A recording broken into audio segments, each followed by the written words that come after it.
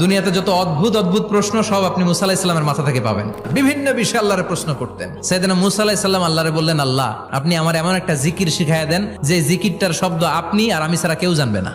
দিনে রাতে সব সময় এই জিকির আমি করব, আপনারে ডাকবো, কিন্তু শর্ত হলো এই জিকিরটা জানবে শুধু আপনি আর জানবো শুধু আমি। আল্লাহ বললেন, মুসা পড়ো লা ইলাহা ইল্লাল্লাহ।